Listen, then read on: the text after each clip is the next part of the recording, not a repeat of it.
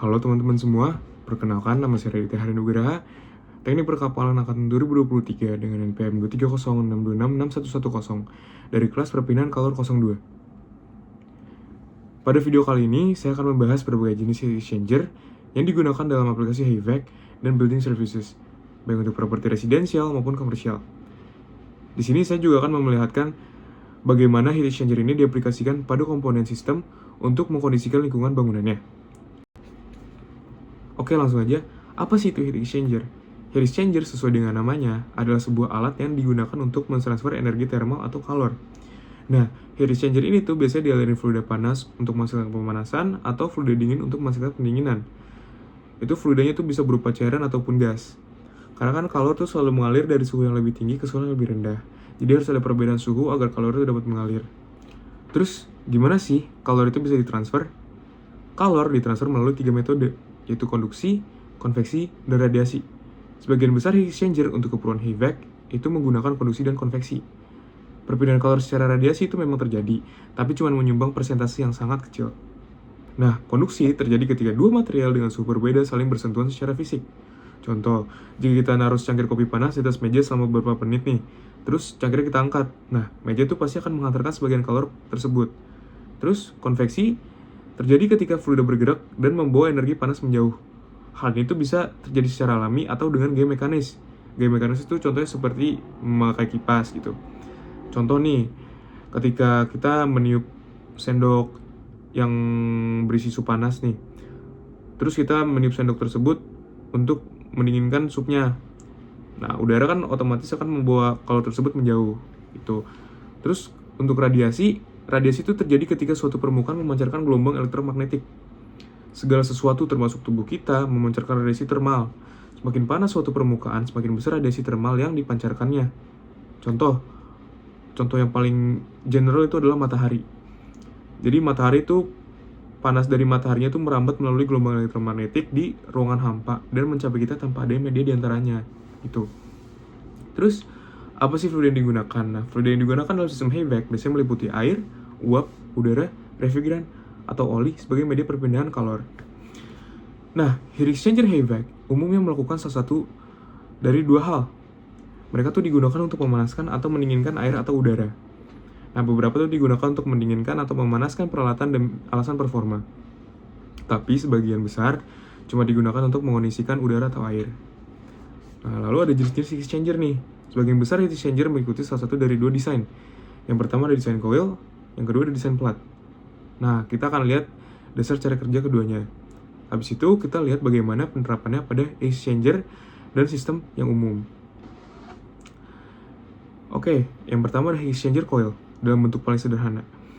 Itu menggunakan satu atau lebih pipa yang berjalan bolak-balik beberapa kali.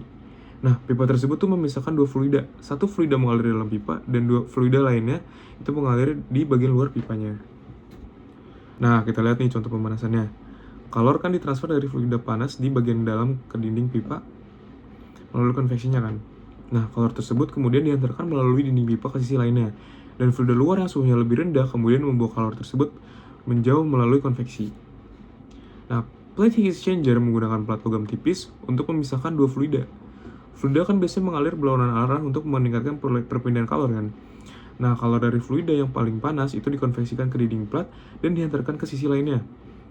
Lalu fluida kedua yang masuk dengan suhu lebih rendah kemudian membawa kalor tersebut menjauh melalui konveksi. Lalu ada coil pipa tipis untuk fluida.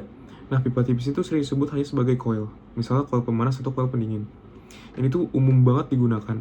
Kita bisa nemuinnya di air handling unit atau EHU, terus fan coil unit, sistem ducting, evaporator, dan kondensor pada sistem AC. Nah, bagian belakang lemari es, trench heater, dan masih banyak lagi. Untuk heat exchanger ini tuh biasanya air, refrigeran, atau uap mengalir di bagian dalam pipa dan udara mengalir di bagian luar. Sebagai contoh nih, ketika digunakan untuk memanaskan udara menggunakan air panas itu mengalir di dalam pipa dan mentransfer energi panasnya melalui konveksi ke dinding pipa. Nah, di situ tuh terdapat perbedaan suhu antara air panas dan udara, sehingga kalor tersebut diantarkan melalui dinding pipa. Nah, udara yang mengalir di bagian luar membawa kalor tersebut menjauh melalui konveksi. Nah, sirip atau fin biasanya terhubung di antara semua pipa. Fin atau sirip ini tuh berada langsung di jalur aliran udara dan ngebantu menarik kalor keluar dari pipa dan memasukkan ke udara. Karena sirip tersebut bertindak sebagai ibaratkan perpanjangan luas permukaan pipa. Oke. Sirip tuh biasanya terhubung di antara semua pipa. Sirip ini berada langsung di jalur aliran udara dan ngebantu menarik kalor keluar dari pipa dan memindahinnya ke udara. Karena sirip itu berfungsi sebagai perpanjangan dari luas permukaan pipa. Duct Plate Exchanger. Duct Plate Exchanger itu digunakan di Air Handling Unit atau AHU untuk menukar energi termal antara aliran udara masuk dan aliran udara buang. Tanpa kejadiannya perpindahan kelembaban dan tanpa adanya pencampuran aliran udara.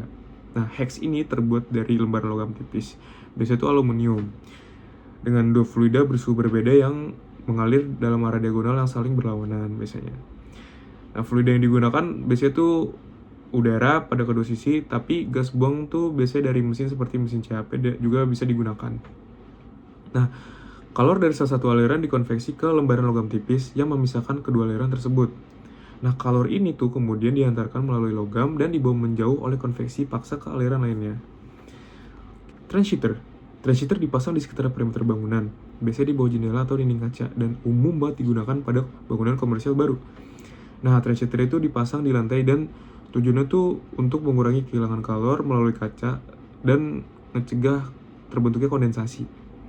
Nah, transhitter itu bekerja dengan menciptakan dinding aliran udara konveksi. Nah, biasanya itu menggunakan air panas atau elemen pemanas listrik untuk memanaskan udaranya. Posisi transhitter itu biasanya di dekat lantai, berarti alat ini tuh bersentuhan langsung dengan udara terdingin di dalam ruangan. Heat exchanger mentransfer kalor ke udara melalui pipa tipis. Hal ini menyebabkan udara dingin memanas dan naik ke arah langit-langit. Nah, saat udaranya naik nih, udara dingin di dalam ruangan akan bergerak masuk untuk menggantikannya. Nah, hal ini tuh menciptakan arus konveksi dan batas thermal antara kaca dan ruangannya. Open coil element heater itu sebagian besar digunakan pada aplikasi ducting, furnace, dan kadang-kadang tuh fan coil. Nah, elemen itu bekerja dengan menggunakan coil terbuka dari logam dengan resistansi yang tinggi, terus dialirin listrik untuk menghasilkan kalor. Nah, heat exchanger itu ditembakkan langsung di dalam aliran udara. Terus ketika udara melewati coil, energi thermal ditransfer melalui konveksi. Nah, elemen itu memberikan pemanasan yang merata pada aliran udaranya, walaupun cuma hanya digunakan pada kondisi yang aman dan di mana coil itu nggak dapat mudah diakses. Lalu ada microchannel heat exchanger. Microchannel heat exchanger itu pengembangan dari coil pipa tipis dan memberikan perpindahan kalor yang lebih oke. Nah, walaupun cuma digunain pada sistem refrigerasi dan pendingin udara, jenis heat exchanger ini dapat ditemukan pada air-cooled chiller, condensing unit, AC residential, air dryer, cabinet cooling, dan rooftop unit, dan masih banyak lagi. Nah, jenis heat exchanger ini tuh juga bekerja dengan menggunakan konveksi sebagai metode utama perpindahan kalornya. Microchannel heat exchanger memiliki desain yang sederhana. Di setiap sisinya tuh terdapat sebuah header, dan di antara kedua header tersebut terdapat pipa datar dengan sirip di antaranya. Nah, udara tuh mengalir melalui sirip dan celah di antaranya untuk membawa energi termal menjauh. Refrigerannya masuk melalui header dan kemudian mengalir melalui pipa-pipa datar hingga mencapai header di sisi lainnya. Nah, headernya itu tuh memiliki sekat atau biasa dipanggil baffle yang mengontrol arah aliran refrigeran dan digunakan untuk membuat refrigeran berputar melalui pipa beberapa kali untuk meningkatkan waktu tinggal di dalam heat exchanger. Jadi, meningkatkan peluang terjadinya perpindahan kalor. Nah, di dalam setiap pipa datar terdapat sejumlah lubang kecil yang membentuk microchannel yang memanjang seperti pipa. Nah, microchannel ini secara signifikan meningkatkan luas permukaan heat exchanger. Jadi, memungkinkan banget lebih banyak energi termal yang berpindah dari refrigeran ke isi logam heat exchanger-nya itu. Nah, perbedaan suhu antara refrigeran dan udara menyebabkan kalor dihantarkan melalui casing pipa datar dan menuju siripnya. Nah, jadi ketika udara melewati celah di antara sirip, udaranya tuh membawa kalor menjauh melalui konveksinya. Lalu ada Furnace Evaporator Coil. Furnace Evaporator Coil itu umumnya ditemukan pada rumah berukuran besar dan bangunan komersial kecil dengan sistem ducting yang kecil. Nah, tersedia juga coil yang lebih besar yang bekerja dengan prinsip yang sama untuk sistem yang lebih besar lagi, terutama pada air handling unit di bagian komersial menengah hingga besar. Nah, coil di dalam evaporator furnace bekerja dengan cara yang sama seperti heat exchanger pipa tipis dan menggunakan refrigeran di bagian dalam pipa serta udara ducting di bagian luarnya. Nah, udara itu mengalir melewati pipa dan mentransfer kalornya melalui konveksi paksa. Nah, kalor ini tuh kemudian diantar melalui dinding pipa melalui konduksi. Habis itu refrigeran di bagian dalam membawa kalori ini menjauh melalui konveksi paksa. Nah, refrigeran kemudian mendidih dan menguap lalu mengalir menuju kompresornya.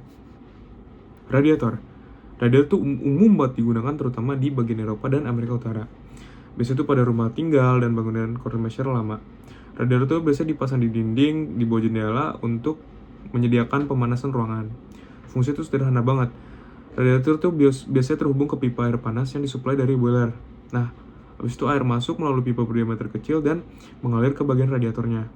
Nah, luas area internal radiator itu biasanya lebih besar dibanding pipa masuk. Jadi kecepatan aliran air melambat dan memberikan lebih banyak waktu untuk kalor ditransfer. Nah, kalor dari air ditransfer melalui konduksi ke dinding logam radiator. Di mana bagian luar radiator kan terdapat udara ruangan nih. Jadi ketika udara ini bersentuhan dengan permukaan radiator yang panas banget, panas akan berpindah ke udara dan menyebabkan udara memuai serta naik ke atas. Nah, udara yang lebih dingin kemudian bergerak masuk untuk mengeringkan udara panas tersebut. Sehingga tercipta siklus aliran udara yang terus bergerak dan memanaskan ruangan. Nah, pergerakan udara ini merupakan perpindahan kalor secara konveksi. Water heating element. Water heating element biasa ditemukan pada calorifier dan water heater. Nah, elemen itu juga terkadang digunakan di bak cooling tower terbuka untuk mencegah air yang ngebeku di musim dingin. Nah, elemen ini tuh menggunakan koil logam yang resistensinya itu tinggi. Resistensi kan menghasilkan kalor. Jadi koil tersebut itu diisolasi untuk menahan aliran arus listrik, tapi tetap memungkinkan aliran kalor. Nah, kan elemen pemanas direndam di dalam tangki air, dan kalor dihantarkan keluar dari elemen ke air. Jadi, air yang bersentuhan dengan elemen pemanas akan menjadi panas nih, dan naik ke atas tangki. Jadi air yang lebih dingin kemudian mengalir masuk untuk menggantikannya, dan siklus itu akan terus berulang. Rotary wheel. Heat exchanger jenis rotary wheel biasa ditemukan di dalam air handling unit di antara aliran udara supply dan udara buang. Heat exchanger ini bekerja dengan menggunakan motor listrik kecil yang terhubung ke sabuk pulley untuk memutar cakram heat exchanger-nya secara perlahan. Nah, cakram itu berada langsung di jalur aliran udara antara aliran udara buang dan udara segar masuk. Kan udara mengalir langsung melewati cakram nih. Terus ketika kejadian, udara itu bersentuhan dengan material roda. Nah, material pada cakram heat exchanger kan menyerap kalor dari satu aliran udara. Terus saat roda berputar dan memasuki aliran udara kedua, kalor yang terserap tuh terus dilepaskan. Nah, jenis heat exchanger ini tuh akan menyebabkan sedikit percampuran fluida antara aliran udara masuk dan udara buang, karena ada celah kecil pada bagian roda yang berputarnya. Oleh karena itu, heat exchanger ini tidak dapat digunakan pada aplikasi dengan bau yang kuat atau gas beracun. Nah, heat exchanger itu dapat digunakan pada musim dingin untuk mengambil kembali kalor dari sistem udara buang bangunan. Nah, kalor ini tuh ditangkap oleh roda termal dan dipindahkan ke aliran udara segar yang suhunya jauh lebih rendah dibandingkan udara di dalam bangunan. Heat exchanger ini juga bisa digunakan pada musim panas untuk memulihkan udara dingin dari sistem udara buang bangunan dan menggunakannya untuk ngedinginin udara segar yang masuk. Lalu ada air boiler. Nah, boiler besar seperti itu umumnya ditemukan pada bangunan komersial menengah hingga besar di area-area yang beriklim dingin. Nah, rumah dan bangunan kecil biasanya menggunakan versi yang jauh lebih kecil dan biasanya dipasang di dinding aja. Nah, kedua itu memiliki banyak variasi, tetapi tipe ini tuh sangat umum. Bahan bakar dibakar di dalam ruang pembakaran, biasanya menggunakan gas atau minyak, dan gas buang panas dipaksa melewati sejumlah pipa hingga mencapai cerobong dan dilepaskan ke atmosfer. Nah, pipa-pipa dan ruangan pembakaran dikelilingi oleh air. Kalornya itu dikonveksikan ke dinding pipa dan kemudian dihantarkan ke dalam air. Nah, kalor ini tuh kemudian dibawa menjauh melalui konveksi. Tergantung pada desain sistemnya, air tuh kemudian keluar sebagai air panas atau sebagai uap. Nah, air kan dipaksa mengalir oleh pompa nih. Dan kecepatan pompa serta jumlah bahan bakar yang dibakar kan dapat diubah untuk mengatur temperatur dan laju alirannya. Heat pipe. Heat pipe dapat ditemukan pada pemanas air tenaga surya dan beberapa coil heat recovery pada air handling unit. Kalau kita ngelihat aplikasi tenaga surya thermal, kan terdapat sebuah tabung yang terbuat dari kaca khusus yang seluruh udara itu divakumkan untuk menciptakan ruang hampa dan kemudian disegel. Nah, lapisan bagian dalam tabung tuh memiliki lapisan khusus. Lapisan itu dalam kondisi vakum bekerja bersama untuk mencegah kalor keluar setelah kalor tersebut masuk ke dalam tabung. Nah, lapisan itu membantu memindahkan kalor ke heat pipe yang berada di bagian tengah. Heat pipe memiliki sirip di kedua sisi yang terhubung ke lapisan tabung untuk menangkap kalor. Nah, heat pipe itu adalah pipa tembaga panjang berongga yang tertutup rapat, memanjang sepanjang tabung kaca dan memiliki tonjolan berbentuk bola di bagian atas. Nah, bagian bola itu terhubung ke header dan air dingin ngalir melalui header untuk melewati kepala bola tersebut. Di dalam heat pipe terdapat campuran air yang berada pada tekanan sangat rendah. Tekanan rendah ini memungkinkan air menguap menjadi uap hanya dengan sedikit panas. Nah, uap tuh kemudian naik ke bagian bola, di mana uap tersebut melepaskan kalor ke air yang mengalir melalui header. Setelah melepaskan kalor, uap akan mengebun dan jatuh kembali ke bawah untuk mengulangi siklusnya. Nah, tabung tuh menyerap radiasi termal. Kalor ini kemudian diantarkan ke dalam tabung. Air di dalam heat pipe-nya tuh ngalamin konveksi ke atas menuju bola, terus kalornya dihantarkan melalui dinding pipa, dan kemudian dibawa menjauh melalui konveksi ke aliran air. Lalu ada chilled beam. Biasanya itu terdapat dua jenis chilled beam yang digunakan, yaitu pasif dan aktif. Nah, kedua itu sebagian besar digunakan pada bangunan komersial. Chilled beam aktif bekerja dengan mengalirkan cairan dingin, biasanya air, melalui heat exchanger pipa tipis. Udara kemudian disalurkan ke chilled beam dan keluar melalui nozzle yang diposisikan secara khusus. Udara bergerak melalui pipa tipis dan meniupkan udara dingin ke dalam ruangannya. Karena itu, sistem ini menggunakan konveksi paksa. Nah, chilled beam pasif juga menggunakan heat exchanger pipa tipis, tapi nggak punya suplai udara ducting. Sebaliknya, sistem ini menciptakan arus konveksi alami dengan mendinginkan udara hangat di dekat-dekat langit. Udara yang telah didinginkan akan turun dan digantikan oleh udara yang lebih hangat, dan siklusnya akan terus berulang. First heater tuh umum banget digunakan pada rumah dengan sistem AC ducting dan umum banget di Amerika Utara. Nah, first heater tuh menggunakan heat exchanger yang ditembakkan langsung di dalam aliran udara ducting. Bahan bakarnya dibakar dan gas panasnya tuh dialirkan melalui heat exchanger. Kalau dari gas tersebut tuh dikonversikan ke dinding heat exchanger-nya. Udara ducting yang lebih dingin mengalir di sisi lainnya menciptakan perbedaan suhu. Nah, kalau dari gas kemudian dihantarkan melalui dinding dan dibawa menjauh oleh udara melalui konveksi. Lalu ada heat plate exchanger. Biasanya itu terdapat dua jenis utama heat plate exchanger, yaitu ada tipe gasket yang bisa dibongkar dan tipe brass plate yang tertutup, yang benar-benar udah nggak bisa diotak-atik lagi. Nah, kedua itu sangat efektif dalam mentransfer energi termal. Tapi untuk efisiensi lebih tinggi dan desain lebih ringkas, microplate heat exchanger dapat digunakan untuk banyak aplikasi.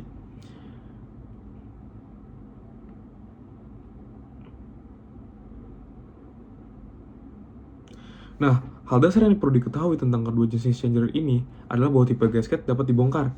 Seperti yang tadi dibilang, kapasitas pemanas atau pendinginannya dapat ditingkatkan atau dikurangkan hanya dengan menambahkan atau mengurangi pelat perpindahan kalor. Nah, jenis itu biasa digunakan pada bangunan komersial besar atau bertingkat tinggi untuk menghubungkan chiller, boiler, dan cooling tower secara tidak langsung ke sirkuit pemanasan dan pendinginan, atau untuk menghubungkan bangunan ke jaringan energi listrik. Brass plate heat exchanger adalah unit tertutup yang tidak dapat diotak-atik atau dibongkar. Seperti yang tadi dibilang lagi. Nah, kapasitas pemanas atau pendinginannya bersifat tetap. Dari situ biasa digunakan untuk aplikasi seperti heat pump, combi boiler, heat interface unit, serta untuk menghubungkan calorifier secara tidak langsung dan lain sebagainya. Nah, kedua itu bekerja dengan cara yang sama, yaitu mengalirkan fluida, biasanya air atau refrigeran, dalam saluran yang bersebelahan. Nah, biasanya itu dengan aliran yang berlawanan. Nah, terus kalor dikonversikan ke pelat dan kemudian dihantarkan melalui pelat tersebut. Terus fluida di sisi lain yang membawa kalor itu menjadi jauh melalui konveksi. Lalu shell and tube.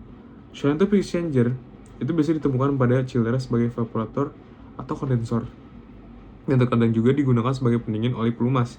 Nah, ini tuh mungkin merupakan desain heat exchanger yang paling sederhana. Heat exchanger ini memiliki wadah yang luar disebut shell. Di dalam shell terdapat sejumlah pipa yang disebut tube. Nah, pipa-pipa tersebut berisi satu fluida, sementara shell berisi fluida lainnya. Kedua fluida tersebut dipisahkan oleh dinding pipa dan tidak pernah bercampur. Nah, fluida-fluida tersebut itu memiliki temperatur yang berbeda, yang menyebabkan energi kalor itu berpindah di antara keduanya dan kalor ini melewati dinding pipanya. Nah, terus pas digunakan sebagai evaporator atau kondensor, fluida tersebut adalah air dan refrigeran, tergantung pada desainnya. Air bisa berada di dalam shell atau di dalam tube, dan refrigeran berada di sisi lainnya. Chiller dapat menggunakan heat exchanger tipe shell dan tube, heat plate exchanger, atau heat exchanger pipa tipis. Baik chiller sebenarnya menggunakan kombinasi dari semua jenis ini. Contoh, chiller berpendingin udara dapat menggunakan shell and tube heat exchanger sebagai evaporator, heat exchanger pipa tipis atau microchannel sebagai kondensor, brass plate heat exchanger untuk pendinginan oli pelumas kompresor, dan gasket plate heat exchanger untuk menghubungkan chiller secara tidak langsung ke sirkuit pendingin pusat. Oke, sekiranya itu saja dari saya. Penjelasan ini saya ambil dari hasil pembelajaran dan ringkasan saya dari video dari theengineeringmindset.com mengenai jenis heat exchanger yang biasa digunakan pada HVAC dan building services. Sekiranya ada kekurangan atau kesalahan pada penjelasan, mohon untuk dimaafkan ya. Kurang lebih mohon maaf. Wassalamualaikum warahmatullahi wabarakatuh.